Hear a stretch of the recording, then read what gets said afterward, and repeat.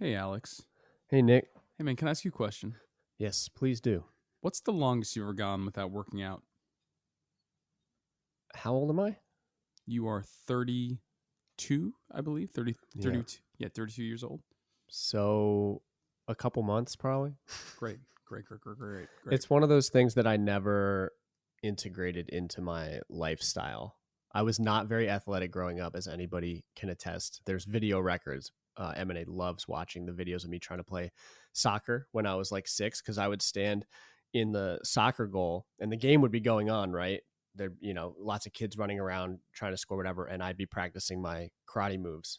Good stance, throwing punches, throwing kicks, and then the ball would just come by into the goal. There's one video of the kid on my team or a kid on the other team, whoever, who like came up and like pushed me, like, play, like, please play. And I refused to. I mean, that's better than me. You know what I did on the soccer team? What did you do? I mean, I threw the ball at the kids' heads. Did you? Were you the violent kid? Yeah. Were you the angry, violent kid? Yeah, it's because they're all white. Oh, were you like did you feel out of place? It's because they were white. It's because they were white. And as I sat there wondering, what could he mean with his racially charged comments, it occurred to me. Cue the theme song. Little justice.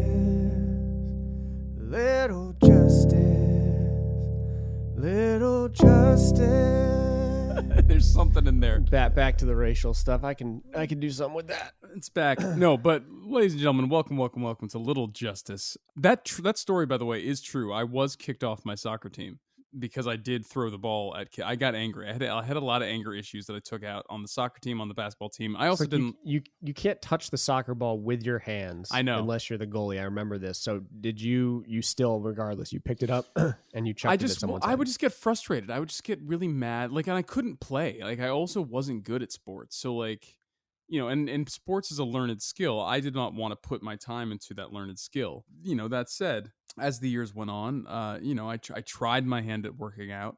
I do work out pretty regularly now. I feel like it's hard because I feel like I have some sort of body dysmorphia. Like, do you know what I mean? Like, here's the thing. When you look at yourself in the mirror, you're probably a lot better looking than you give yourself credit for. Mm-hmm. But because of the images that we see, on a daily basis, and, the fact that we're all slaves to those images, oftentimes we find ourselves crapping on ourselves unnecessarily. And that is most of my life. For instance, the last time I worked out was Saturday. I'm mad at myself that, I haven't worked out since Saturday, but it's been a super busy week. It's been, Sunday, Monday, Tuesday, Wednesday, where we are today. It's super busy. And I was going to work out today, but you've been exercising your work ethic. My work ethic and my scheduling powers. So you just need to work on changing your perspective, I think. I do. No. That's absolutely. I'm the kind of guy who gives himself shit about having a nightcap. If you know what I mean, like, if I haven't worked out, I'm like, oh, I can't do that. It's like, you know what? Just have the nightcap. But I don't want to do that. I feel like that's too much. That's going overboard. Meanwhile, I'm also pouring ounces of syrup into my oatmeal. Do you know what I mean? Like, so it's all very fucked up. None of it makes sense. You eat oatmeal, and you tell me about how you're eating oatmeal as a way of, like, I'm eating oatmeal, like, this is healthy, I'm being good, but you're pouring ounces of syrup into it at the same time. Yeah. This is like the story. I'm just going to blow up your spot right now. This is about this, like, the story you told me yesterday. Yeah. So I posted a picture of you. We have a live cast tonight. Oh, yeah. We're going to talk about that on the live cast too. Continue. We'll talk about it. But so I had to make a poster image. So I looked for the most embarrassing photo of you I could find. And there's a brief phase in your life somewhere between it was senior year of college, 20 and 21. Yeah. Somewhere in there where you just kind of ballooned a little bit. You became a little chub monster. A little bit. And I was like, that's pretty funny. The reason that you gave me for that is that you had begun to adopt that you needed to exercise, but didn't know how. So you just started drinking muscle milk. Accurate. I just started without the exercise to go along with it. So you're just drinking this, like, pure protein. Yeah. And And that's I didn't. pretty funny. It's ridiculous. I mean, and again, I'm the kind of person, I don't like to ask. Like, I hate to ask. Oh, I like to know. Like, so I'm just gonna assume that if I hear something, I'm not gonna vet it for myself. You know what I mean? Mm-hmm. And that was definitely that phase where I did not vet it for myself, and thusly Right.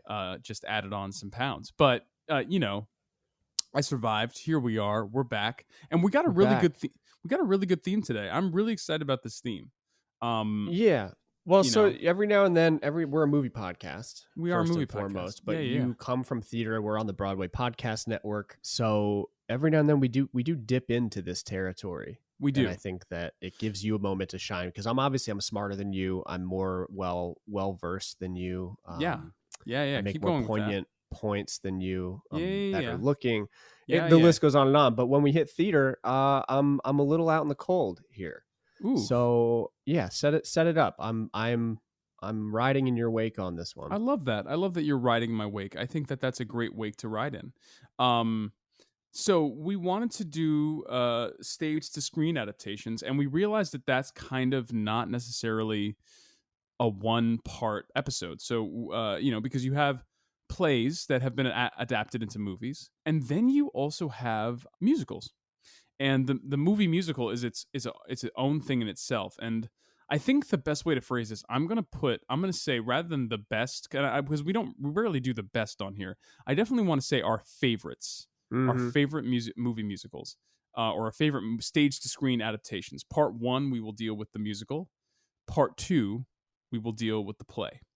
And I think that that is the way to go. But it really is an interesting thing when you are, especially when you're adapting a musical, because musicals. I was just having this conversation with a buddy of mine who I wish could have been on this as a guest on this episode, and we'll have to bring him back. We'll have to do like a part two of movie musicals and bring him back because he is a genius at this in his own right. His name is Aaron Albano, and he is just one of the sweetest people I know.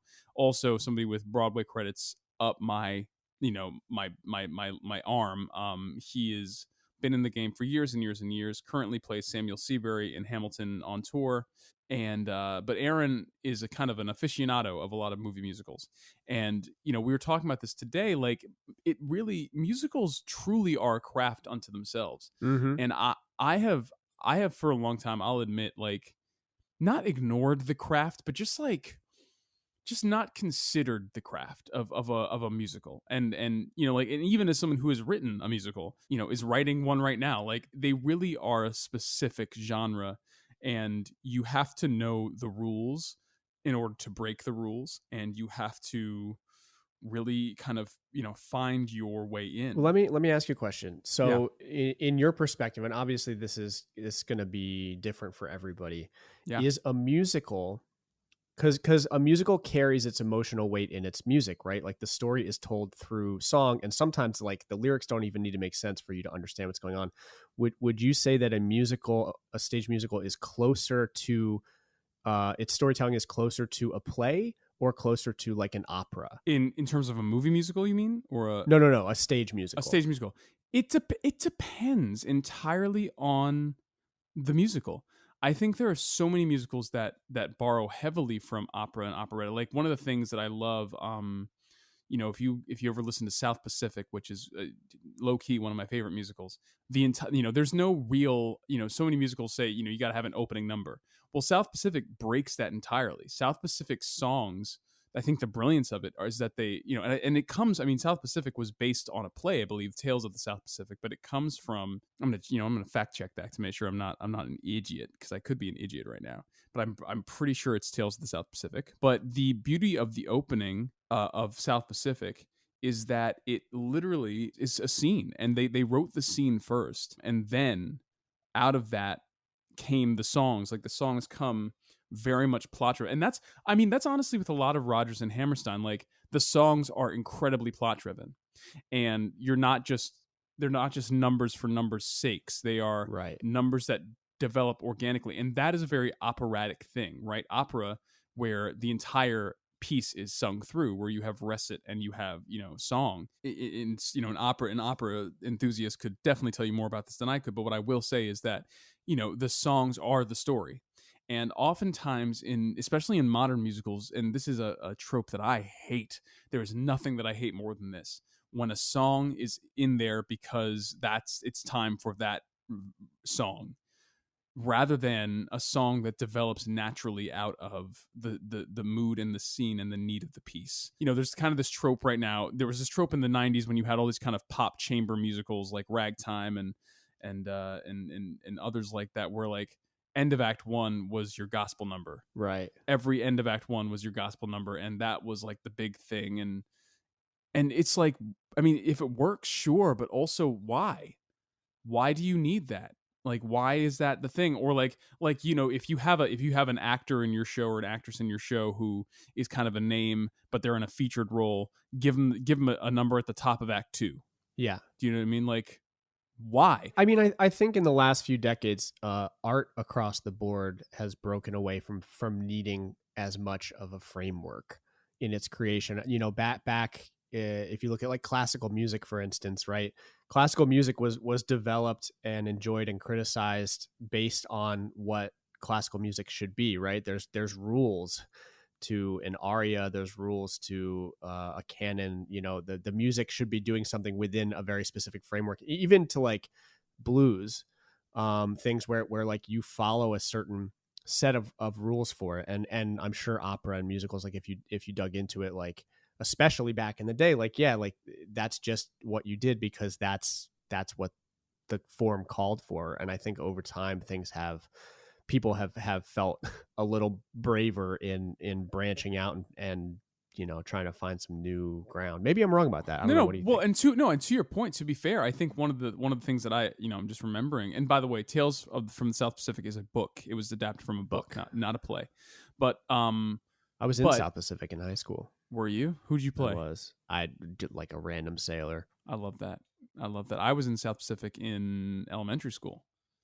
You know, you beat me. I was a Little Mermaid in elementary school. Of course you were. I played a sailor again. I don't know what it was. Listen, make a good sailor. People look at you and they say you belong on a boat far out, far away from people. No, but I think that, you know, if you trace back the musical to its to its variety show roots, do you know what I mean? Then yeah, of course you have songs in there that are just to showcase the performer. I personally, if I'm seeing a musical and it's not story driven, I'm already out. I'm like, I don't care about this. Because there's ways to do it where it can still be a variety show-esque, but also give you story.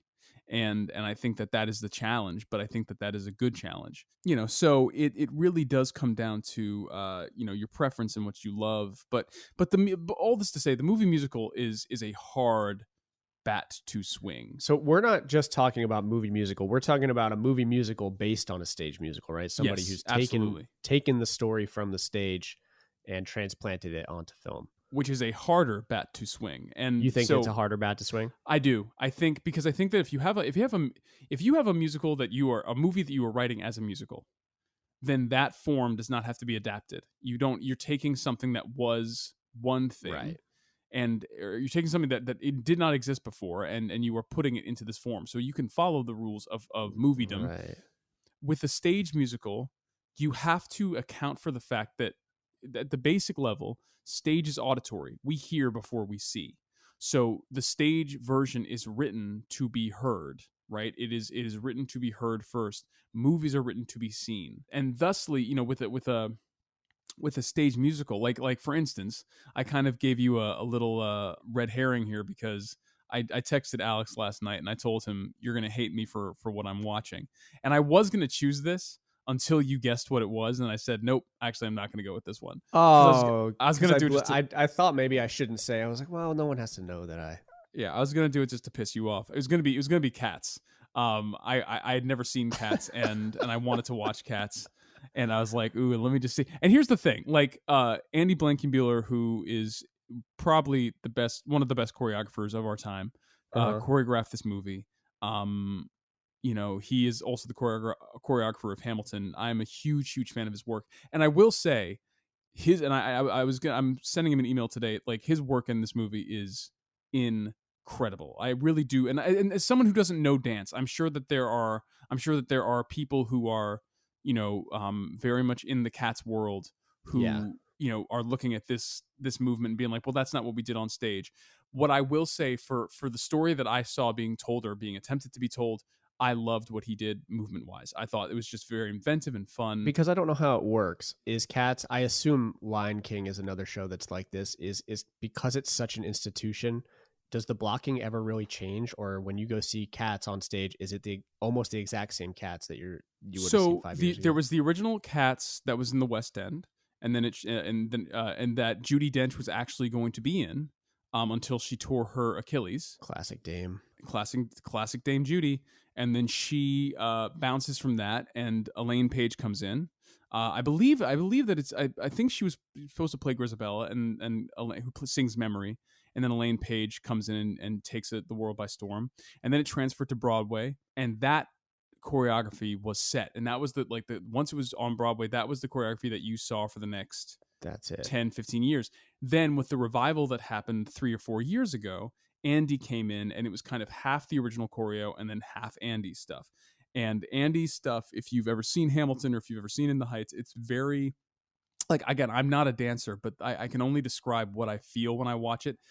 It's very it's like watching somebody's brain on fire. Like, it's very jerky is like such a crude way of describing it, but he definitely steals from hip hop a lot. Like, he's in a great way. He's definitely like a lot of very like jerky into a smooth movement that like makes you feel what it actually to me worked really well on supposedly feline bodies. I was like, oh yeah, that's fun, and this movie I think was completely Andy, and somebody correct me if I'm wrong. It was interesting to watch because I'm not even gonna say whether it was good or bad. What I will say is, like, it just showed me, translating that musical onto screen is the most ridiculous job you could ever have, because the musical itself is so abstract, and within the first 10 minutes of it I was like, oh, this should have been animated. Like, not to knock on anything that was done, but it was just like, this would be so like, and not even like a CGI Pixar animation. I'm talking like old school Fantasia, like, right. because it's just so fantastical. And they went the opposite direction. They went the exact opposite. It was like that Tom Hooper thing where he tries to make it real, and it's like, this is not real. Like, this is it, and it shouldn't be. Like, that's the thing when you see it in a stage, you're like, you kind of buy the conceit because it's so theatrical, right? That you're able to be like, yeah, these are not cats. Like, we're not trying to believe that these are cats. These are human beings, right, doing amazing movement. Well, so speaking of Tom Hooper and musicals, the other thing that I thought maybe you would choose, and I guess you didn't because I also addressed it, was Les Mis. Yeah. The Les Mis movie with Russell Crowe and Hugh Jackman, which, a bit of Little Justice trivia here, the very first time we ever tried to do this show back way back Oh in God, the day, I hope nobody ever hears it. We were like, oh, we'll review movies as they come out and whatever. Oh, the very God. first one we did was Les Mis. I think we found a copy online somewhere, and it had stayed up, and we got rid of it quickly because it's so... Yeah, it was really, it was negative. But same director doing a movie musical that's meant to be people, and so bringing and it's historical and it's kind of moody, and so bringing that to film, do you think that worked? I mean, it did. It was kind of a terrible film, but it still worked better, I think, than Cats probably did. Worked better, but I think the thing, thinking back to that movie, and I haven't seen this movie in years, but thinking back to that movie, I think the thing that like really just took me out of it was like, it was almost like he couldn't decide. There were stylized sets, and there was realistic sets, and it was very much the same with Cats. It was like, decide what your world is. I'm very confused on what your world is, and that's taking me out of it. And also, here's the other thing I want to say about Tom Hooper specifically: the pre-record in a musical. Okay, the idea of the actors singing live on set versus the pre-record. Here's what I want to say about that.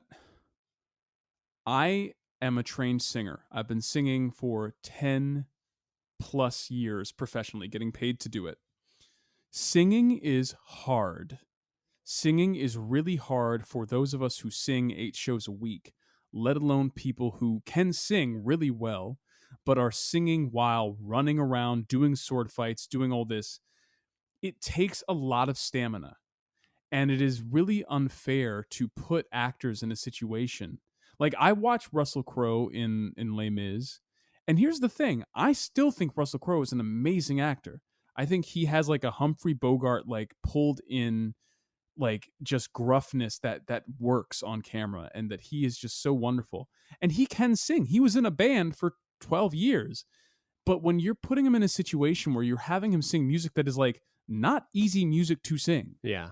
and you're having him do it amidst a all the moving parts of a film set, that's very hard. Well, so do you think it was a mistake for Tom Hooper, because they recorded that music on set, right? And usually they record it in a sound booth with the actors, and then you kind of pantomime it.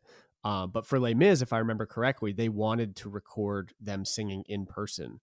Yeah. Do you think that was a failed experiment with Russell Crowe? Like, would it have been different in a booth? I don't think it was a failed experiment. I think that the lesson learned is if you have a Hugh Jackman who has the muscles to do that, absolutely go for it.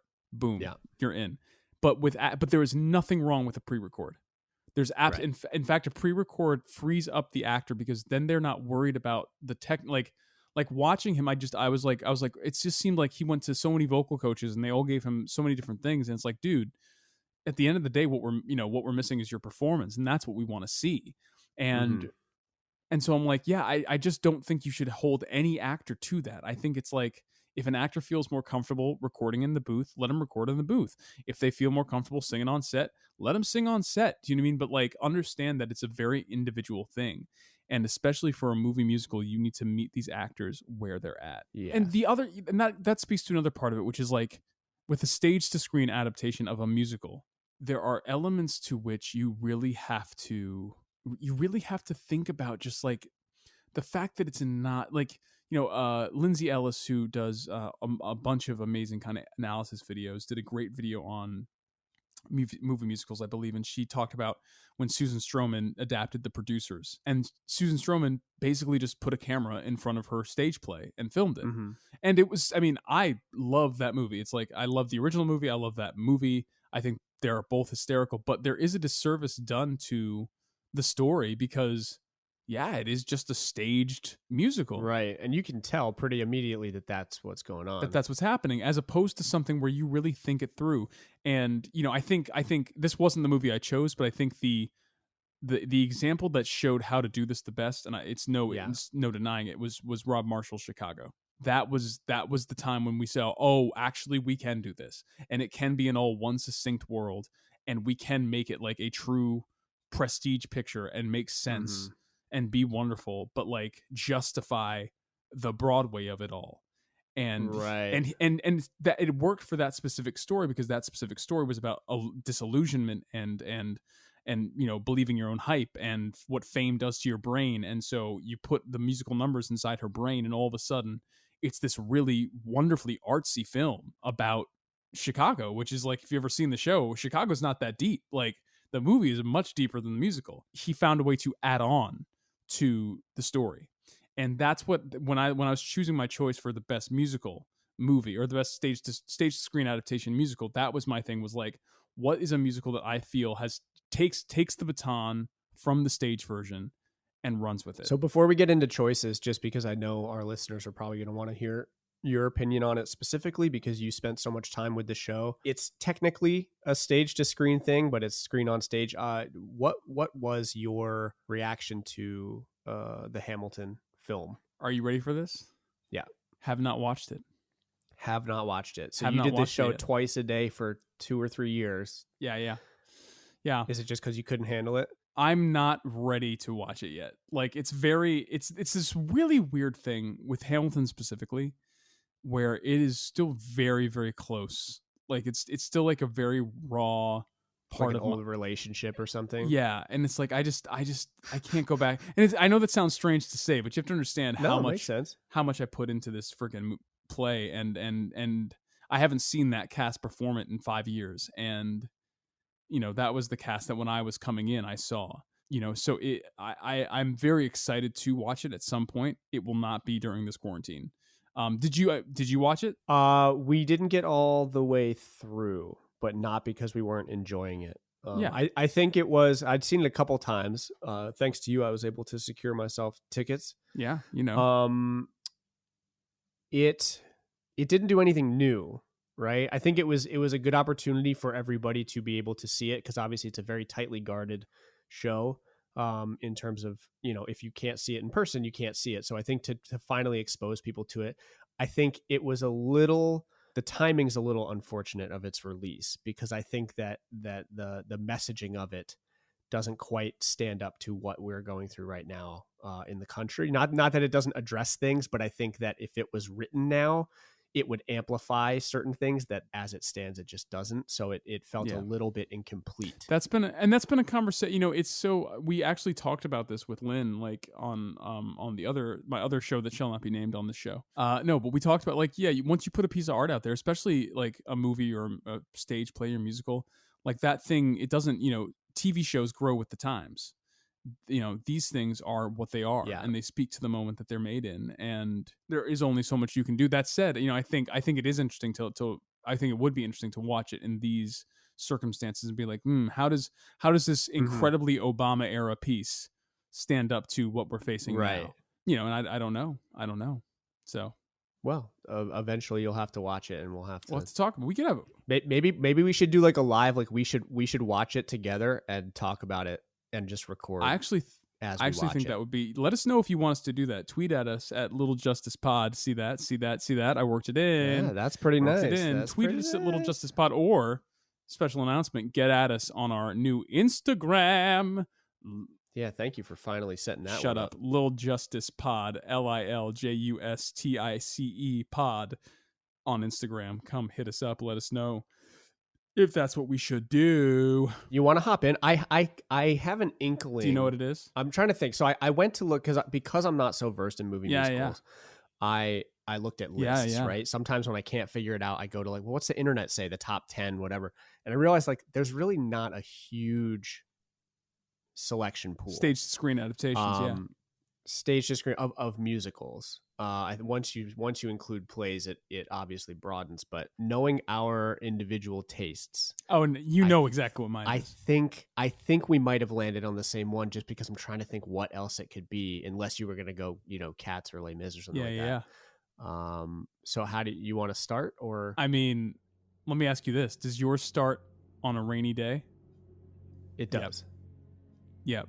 Well, a rainy night in London. In London, yeah. And there's and we scroll down. We go down, not scroll down, but the camera pans down. Through, and we see the London rooftops, and we hear some really great music. We see these. Well, yeah. It's like there's like a really intricate, weird, almost animated. Very introduction. It feels almost like an old Broadway set. Like very much feels like a surreal, and then we cut in through a window that all of a sudden raindrops spatter on it, and then blood spatters on it. Like the fakest rain too. I'm watching this and realizing it's not too long ago. 2007? 2007. Is that what it was? The CG and almost intentionally. Oh, very intentionally. I think very intentionally. But the rain especially. I could have done that in After Effects. Absolutely. Like it was very, very absolutely fake. It was incredibly fake. But we pan into through this window, and there's a leather chair sitting there. We go down this chair, and then we go down a hole in the floor, and the title comes up. What is that title, Alex? Sweeney Todd. Yes. I'm not gonna sing the song. The Demon Barber of Fleet Street, baby. The Demon Barber of Fleet Street. But there's no place like London. No, there's no place like London. Mr. Todd? You are young. Life has been kind to you. You will learn. All I could think the whole time watching this movie is the episode of The Office where Andy does the tale of Sweeney Todd. Oh my god, I love it. I love it. Here's the thing: so many musical theater fans that I know did not like this movie, and they did not like this movie. Really? I'll tell you why. They did not like this movie for I think the biggest reason was the singing. And here's what I will give them. When you have grown up listening to Len Cariou or George Hearn, and Angela Lansbury doing this on a recording. Ah, customer! What you rush, what you hurry? You gave me such a fright, I thought you was a ghost half a minute. Can't you sit you down, sit? All I meant is that I haven't seen a customer for weeks. Who are, again, professionally trained singers, 8 shows a week singers, and they flesh out Sondheim's music, and it sounds a certain way, and you are used to that. Yeah, this is not that. All I meant is that I haven't seen a customer for weeks. Did you come in for a pie, sir? Do forgive me if me head's a little vague. What was that? But you think we had the play? From the way that people keep avoiding. No, I didn't, and also, you know, what you're cutting is you're cutting the townspeople. You know, there's some great songs like God That's Good, which kind of gets cut in half, which, you know, all the ensemble numbers are cut from this. All the ballad interludes are cut from this. There's there's like some more stuff with the young lovers, the Joanna and Anthony, that's cut. You know, Kiss Me is this amazing quartet between Anthony and Joanna and the Judge and Beetle Bamford. That's cut. All that said, in terms of taking a stage production and taking the baton and running with it, there's truly, I don't think there's a better. Number one, it's my favorite Tim Burton movie of the past, I'd say 20 years now. I just think that his style, he both constrained his style for this movie and his style fit this movie. Yes.